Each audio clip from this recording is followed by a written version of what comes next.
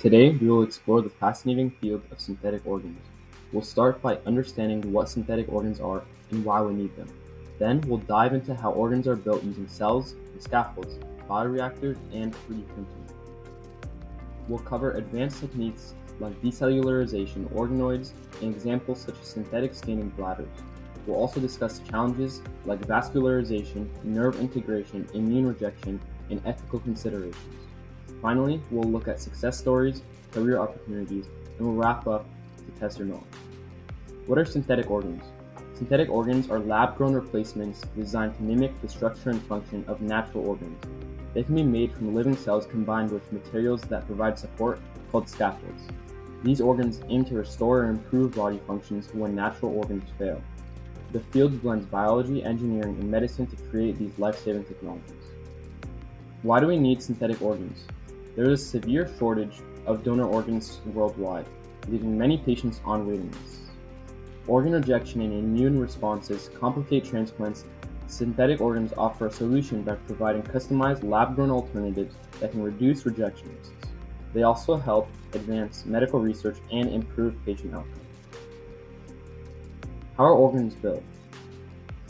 Synthetic organs are built by combining living cells with scaffolds that mimic the organ structure. Scaffolds provide a 3D framework for cells to attach, grow, and organize properly. Cells can be derived from stem cells or patients' own cells to ensure compatibility and function. Bioreactors and 3D bioprinting. Bioreactors are specialized devices that create an ideal environment for cells to grow into tissues by providing nutrients, oxygen, and mechanical cues. 3D bioprinting uses technology similar to inkjet printers to deposit cells in biomaterials layer by layer, building complex organ structures with precision. Decellularization and recellularization. Decellularization involves removing all cells from a donor organ, leaving behind the structural scaffold.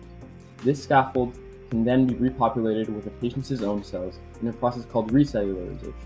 This technique reduces immune rejection while preserving the organ's natural architecture. Organoids and mini-organs. Organoids are tiny, simplified versions of organs grown from stem cells. They mimic key features of real organs and are used to study diseases, test drugs, and understand organ development. Organoids serve as a promising step towards building full synthetic organs.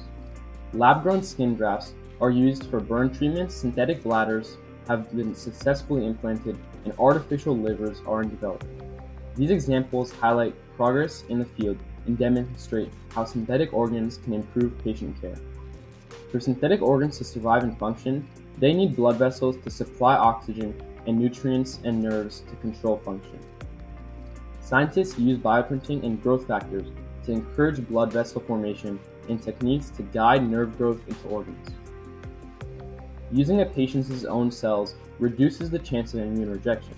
Advances in immunology and biomaterials help further minimize immune responses. Researchers also explore drugs and gene editing to prevent rejection and improve transplant success. Synthetic organ development faces challenges such as complexity of organ systems, ethical considerations around stem cells, and regulatory approval processes.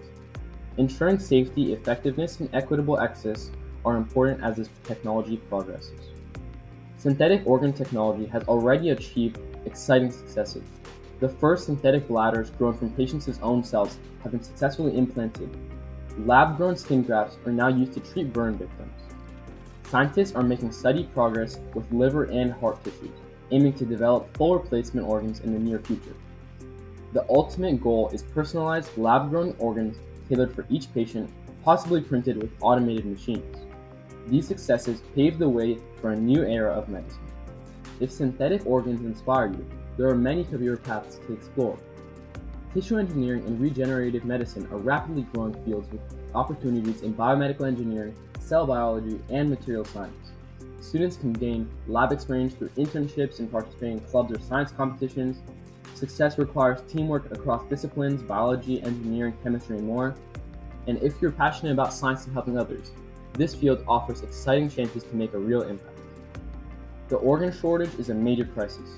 In the US alone, more than 100,000 people are waiting for organ transplants, with new patients added every 10 minutes. Unfortunately, many donated organs cannot be used due to damage or incompatibility.